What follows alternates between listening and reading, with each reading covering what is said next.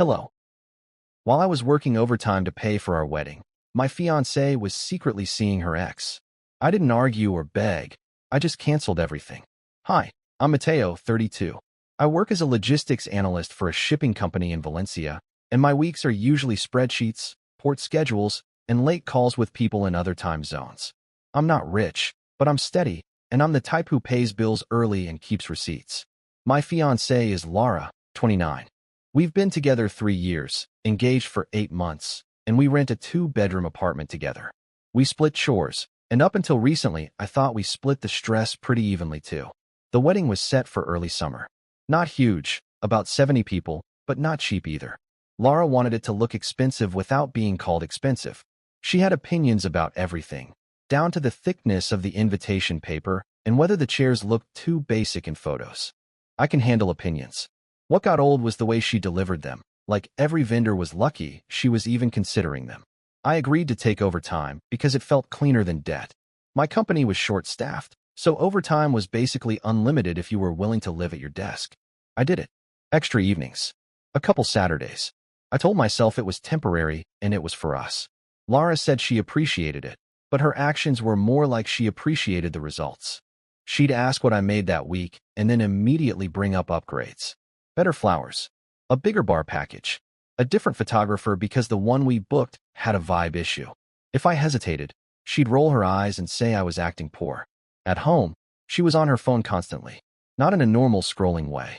More like quick tilts of the screen when I walked by, then bright smiling at something, then going flat when I asked what was so funny. She also started dressing up more for random errands. Full makeup to go pick up groceries. Perfume on a Tuesday afternoon when she said she was just meeting a friend for coffee. I didn't accuse her of anything because I didn't actually have anything, and I'm not interested in being the guy who interrogates his partner like a cop. But I started noticing patterns, and once you notice patterns, you either ignore them or you start keeping track. Last week, I came home after a 12-hour shift and saw her laptop open on the couch. A notification popped up and vanished fast, but I caught the name. Nico. I know that name because Nico is her ex. The one she calls toxic. The one she says she learned her lesson from. The one she promised she had blocked everywhere. I stood there for a second longer than I should have, and Laura walked in from the kitchen and snapped at me for hovering like a weirdo. I told her I was just tired, which was true. But now I can't stop thinking about why an ex who is blocked would be popping up on her screen at all. The next morning, I didn't bring it up. I made coffee, packed my lunch, and left like normal. Laura barely looked up from her phone. She asked if I could send her the login for the wedding venue portal because she wanted to double-check the seating chart again. Not because anything was wrong, just because she likes to circle problems until she invents one. At work, I tried to focus, but my brain kept replaying that notification. Nico, a name that should not exist in our life anymore. Around midday, Laura texted me a list of things she wanted to upgrade. A different cake tasting because the one we tried was too plain. Linen napkins instead of paper. A photo booth because her cousin's wedding had one and it looked fun. I replied with a simple "we can talk tonight." She sent back a thumbs down emoji like I was her annoying employee. I got home late again. Laura was in the bedroom with the door mostly closed. Not fully shut, just enough to signal do not enter. I could hear her laughing, the kind of laugh she does when she is trying to impress someone. When I walked past, the laughing stopped. She opened the door a minute later and came out with that fake casual face. She told me she was on the phone with her friend B, and then immediately asked why I was looking at her like that.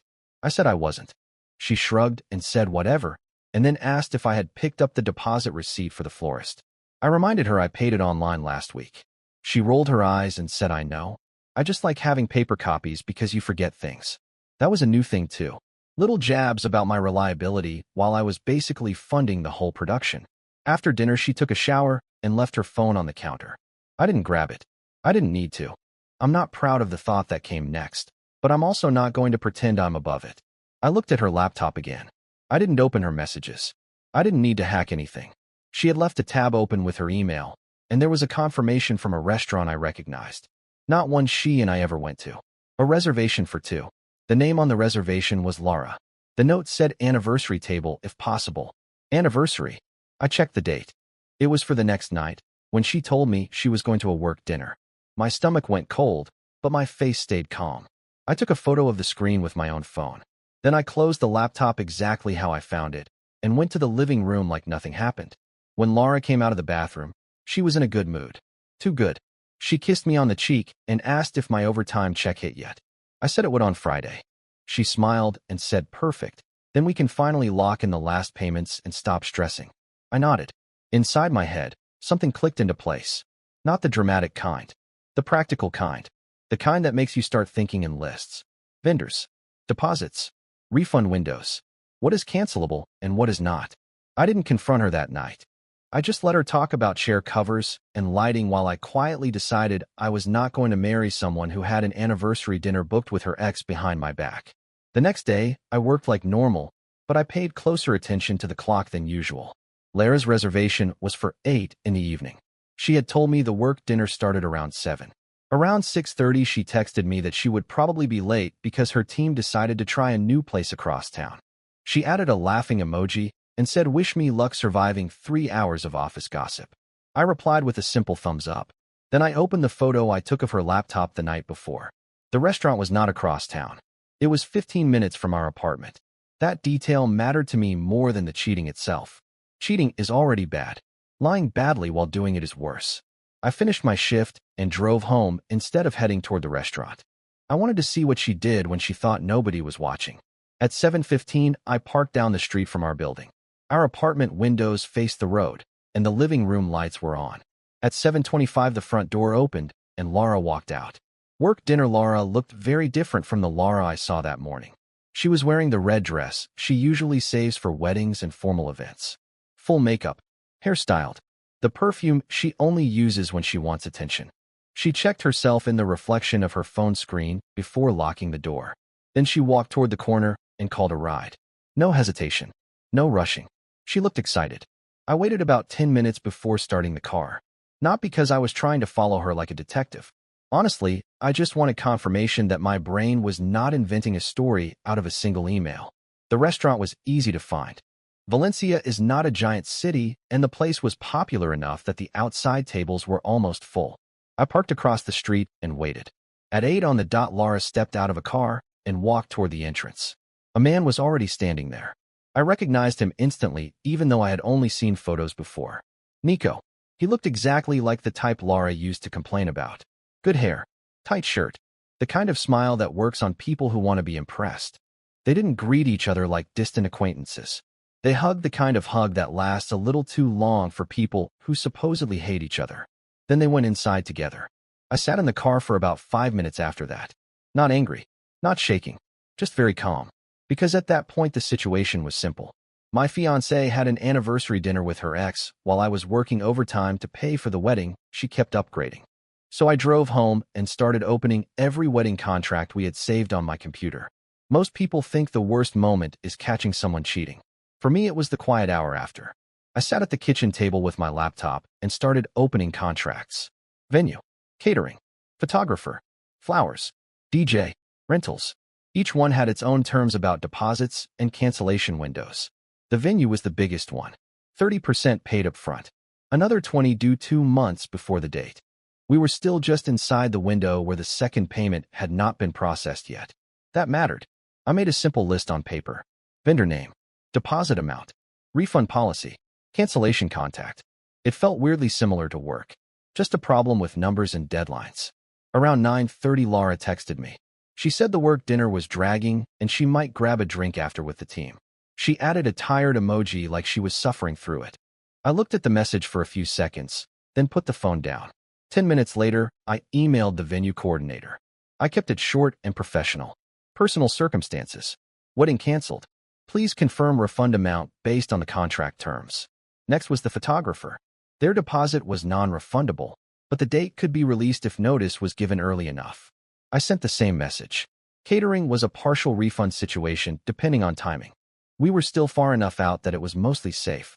By the time I finished the third email, my brain had fully switched into logistics mode. I wasn't thinking about Laura sitting in that restaurant laughing with her ex. I was thinking about how much money I could recover before anything became final. At 10:15, my phone buzzed again. Another message from Laura. She asked if I could transfer €2,000 from our joint savings to the wedding account because the decorator needed confirmation for upgraded lighting. That message actually made me laugh. Not loudly, Just a quiet short laugh that surprised even me.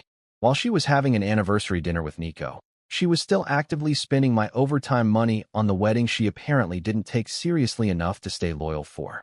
I didn't reply right away. Instead, I opened the decorator contract and checked the cancellation clause. Non-refundable once final design approval is submitted. I logged into the vendor portal and saw that Laura had already approved the upgraded lighting package earlier that afternoon. Of course she had. At that point, the last piece of doubt disappeared. This wasn't confusion or mixed feelings or some emotional mistake. This was someone fully comfortable living two different lives at the same time. So I finished sending the rest of the cancellation emails. Then I logged into the wedding website and changed the password. Once the emails were sent and the website password was changed, the apartment felt unusually quiet. Not peaceful, just empty in a practical way, like a place you already know you are about to leave behind. I looked around the living room and realized something simple. Almost everything in the apartment was mine. The lease was in my name because my credit was stronger. The couch was mine from before we moved in together. The TV, the kitchen table, even most of the cookware came from my old place. Laura had brought clothes, cosmetics, decorations, and a collection of plants that she regularly forgot to water. So the next logical step felt obvious. I started gathering her things. Not in an angry way. No throwing or dramatic gestures. I grabbed 2 of the large storage boxes from the closet and carried them into the bedroom. Her side of the closet was easy. Dresses first, shoes second, handbags after that. I folded what made sense to fold and laid the rest flat. The boxes filled faster than I expected. While I worked, my phone buzzed again. Laura sent a photo of a cocktail. The caption said Team Survival Drink. The restaurant logo was visible on the napkin in the corner of the picture. The same restaurant from the reservation. She either didn't notice it or didn't care enough to crop it. I didn't reply. Instead, I moved to the bathroom and cleared half the cabinet. Makeup bags, hair tools, skincare bottles that cost more than my weekly groceries. Everything went into another box. The whole process took about an hour. By the time I finished, 4 boxes were stacked neatly by the front door. I also added the small decorative things she liked. Picture frames she bought. The throw pillows she insisted made the couch look less depressing. The framed wedding invitation sample she had hung in the hallway 2 weeks ago. Seeing that one almost made me pause. Almost. I took it off the wall and placed it on top of the boxes. Then I sat down at the kitchen table again and opened my laptop. The venue coordinator had already replied. Cancellation confirmed. Deposit partially refundable minus administrative fee. That single email saved me almost 6,000 euros. I leaned back in the chair and looked at the stack of boxes near the door. Laura still thought she was out having a fake work dinner while her fiancé waited at home. What she didn't know was that by the time she came back tonight, there would be no wedding left to come home to. Laura came home a little after midnight. I heard her outside the door first. The quiet clacking of her heels in the hallway, then the sound of keys in the lock. I was still sitting at the kitchen table with my laptop open, exactly where she had left me earlier that evening. When she walked in, the first thing she noticed was the boxes. 4 of them stacked neatly beside the door. Her coats folded on top. The framed wedding invitation sitting right at the front. She froze for about 2 seconds. Then her face twisted into irritation instead of confusion. She asked what the hell this was supposed to be. I told her calmly that I packed her things so she could take them tonight. That's when the attitude kicked in. She dropped her purse on the counter and started talking fast, the way she does when she thinks she can bulldoze a conversation. She said I was being dramatic. She asked if this was about her being late. She said normal people don't pack someone's belongings like a psycho just because of a work dinner. I didn't argue. I turned my laptop toward her and showed her the reservation confirmation email. Her eyes moved across the screen for maybe 2 seconds before she looked away. Then she rolled her eyes. Not panic. Not guilt. Just annoyance. She said Nico was just someone she ran into recently, and they decided to catch up. She said the anniversary note was probably something the restaurant added automatically. She said I was overreacting and embarrassing myself. I listened to the whole speech without interrupting. When she finished, I told her I had already canceled the wedding. That was the first moment she actually looked shocked. Her eyebrows went up and she asked what I meant by canceled. I explained it slowly. Venue, catering, photographer, website, everything. For the first time that night, she stopped talking. Then she asked the only question she seemed to care about. What about the deposits? I told her some were refundable, some were not. But the bigger point was that there wasn't going to be a wedding anymore. Her expression changed again, this time into pure anger. She said I had no right to make that decision without her. I reminded her that I was the one paying for most of it while she was out celebrating an anniversary with her ex. The apartment went very quiet after that. Laura looked at the boxes again. Then she laughed in this short, sharp way and said I was acting like a jealous child. I shrugged and told her the boxes were ready whenever she wanted to take them. Laura didn't move toward the boxes. Instead, she crossed her arms and leaned against the counter like she was preparing for an argument she thought she could win. She said I was blowing something small into a huge problem. She repeated that Nico was just someone she met for dinner. She said adults are allowed to have conversations with people from their past. Then she added that if I wasn't so paranoid and controlling, I would understand that. That part didn't land the way she expected. I told her calmly that adults are also allowed to end engagements when their partner lies to their face. She scoffed and asked what lie I was even talking about. So I reminded her. She said work dinner. She sent a photo pretending to be with coworkers. She told me the place was across town. Meanwhile, she was dressed for a date at a restaurant 15 minutes away, meeting the one ex she claimed she had blocked everywhere. Laura waved her hand like I was listing minor inconveniences. She said it wasn't a big deal and I was embarrassing myself by acting like a detective. Then she asked if I had followed her. I said yes. That made her shake her head like she was the reasonable one in the room. She said, "Wow, so now you're stalking me too." I didn't bother reacting to that. Instead, I told her something simple. If she had told me earlier that she wanted to reconnect with Nico, I would have ended the relationship immediately and saved us both months of planning. But she didn't do that. She let me work overtime to pay for a wedding while she scheduled anniversary dinners with someone else. Lara's expression hardened. She said I was twisting the situation and acting like a victim. She said nothing even happened between her and Nico. I nodded and told her that didn't actually change anything. Because the kind of person who sets up secret dinners with their ex while planning a wedding isn't someone I'm interested in marrying. Another long silence followed. Finally, she looked at the boxes again and asked where exactly she was supposed to go at midnight. I told her that part wasn't complicated. Nico seemed like a good starting option. For a moment, I thought Laura might argue again. Instead, she let out another short laugh, grabbed her phone, and walked straight to the door. Her movements were sharp and annoyed, like she was the one inconvenienced by the situation. She pointed at the boxes and asked if I seriously expected her to carry all of that alone. I told her I'd help bring them downstairs. Not because I felt generous, just because I wanted the situation finished quickly. Neither of us said much while we moved the boxes. The hallway was quiet and the elevator ride was even quieter. Laura kept tapping on her phone the entire time, probably messaging someone. When we reached the building entrance, a ride was already pulling up to the curb. That answered the question of where she planned to go. We placed the boxes near the car. The driver stepped out and opened the trunk. Laura shoved the smaller bags in first and then turned back toward me. She didn't apologize. She didn't explain anything. She just shook her head like I was the unreasonable one. Then she said I would regret overreacting like this once I calmed down. I told her I wouldn't. She rolled her eyes one last time and climbed into the car. The driver closed the trunk, got back behind the wheel, and the car pulled away. That was it. No dramatic scene. No shouting in the street. Just a quiet car disappearing down the road with 4 boxes and my now former fiancé inside. I stood there for a few seconds, mostly because the street felt strangely empty after the door closed. Then I went back upstairs. The apartment already felt different. Not better exactly, just clearer. I walked into the bedroom and noticed the closet looked half the size it did earlier that evening. First thing I did was sit on the couch and open my phone. Laura had already sent 3 messages. The first said I was insane. The second said we needed to talk like adults. The third said canceling the wedding without discussing it was financial abuse. I read them once. Then I blocked her number. After that, I blocked her on every app we used.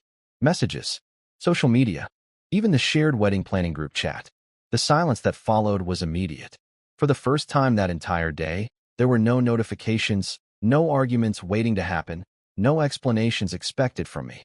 Just quiet. The next morning, I woke up earlier than usual. Not because of stress or some dramatic emotional spiral. My brain was just already running through the practical aftermath. First thing I did was check my email. A few more vendor replies had come in overnight. The photographer confirmed the date had been released. Catering acknowledged the cancellation and explained the refund schedule. The DJ sent a short message saying they understood and hoped everything worked out. No drama, just business. I made coffee and sat at the kitchen table again, going through everything one by one. Refunds, remaining balances, accounts that needed to be closed. It felt a lot like cleaning up after a project that got canceled halfway through. Around 9 in the morning, I started getting messages from people who weren't blocked. Lara's cousin messaged first, then one of her friends, then my own sister. Apparently, Lara had already started telling people that the wedding was suddenly canceled and that I had thrown her out of the apartment in the middle of the night. I wasn't surprised. People like Lara move fast when they want to control the narrative. My sister called me instead of texting. She asked if everything was okay and what actually happened. I told her the short version. I said Lara had dinner with her ex while pretending she was at a work event and that I canceled the wedding when I found out. My sister was quiet for about 2 seconds before saying, "Yeah, that sounds about right." She had never fully trusted Lara. Not because of anything dramatic, just small personality things that always rubbed her the wrong way. After the call ended, I sent a short message to both families in the wedding group chat. Nothing emotional, just facts. I wrote that the wedding had been canceled due to personal circumstances and that vendors had already been notified. I apologized for the inconvenience and thanked everyone who had planned to travel. Then I left the group. About 20 minutes later, I got a call from a number I didn't recognize. I answered because sometimes vendors call from random lines. It was Lara. Not directly. She was using someone else's phone. The moment I heard her voice, I hung up and blocked that number too. Whatever she wanted to say at that point didn't matter anymore. The wedding was already gone. The apartment was quiet again. And for the first time in months, I didn't have to calculate how many extra hours I needed to work to keep someone else happy. The rest of that week settled into a strange kind of normal. Work stayed busy, which honestly helped. Logistics doesn't pause because your personal life collapses. Ships still arrive. Schedules still break. Someone still needs to figure out where containers are supposed to go next. During lunch breaks, I finished closing out the wedding situation. Most vendors were professional about it. The venue processed the partial refund. Catering confirmed the remaining balance was canceled. The photographer released the date without any issue. In total, I lost some money, but far less than I would have if I had waited another month. That alone confirmed I made the decision at the right time. Lara tried a few more ways to reach me during the first couple days. A second unknown number called once. An email came through from an address I didn't recognize that was clearly hers. The message said we needed to talk like adults and that I was destroying 3 years over nothing. I didn't respond. I blocked the email and moved on. A few days later, one of our mutual friends sent me a short message. Not gossip exactly, just an update. Apparently, Lara was already publicly back in contact with Nico. They had been seen together twice that week. According to the friend, Lara was telling people that the wedding ending was probably for the best because we were never really compatible anyway. That didn't bother me. If anything, it simplified things. Because it meant the version of the story she wanted people to believe was already drifting away from reality. Meanwhile, my reality was simple. The apartment was quieter. My schedule went back to normal hours instead of constant overtime. The money that used to go into a wedding fund stayed in my own account. About 2 weeks later, I took down the last leftover piece of the wedding planning. A folder on my laptop labeled June Wedding. I looked at it for a second, then deleted it. No anger. No big emotional moment. Just a finished decision. Looking back, the part people keep asking me about is why I didn't argue more or try to work it out. The honest answer is simple. Once someone is comfortable lying to your face while you are building a future together, the future is already gone. All I really did was stop pretending it was still there. Bye-bye.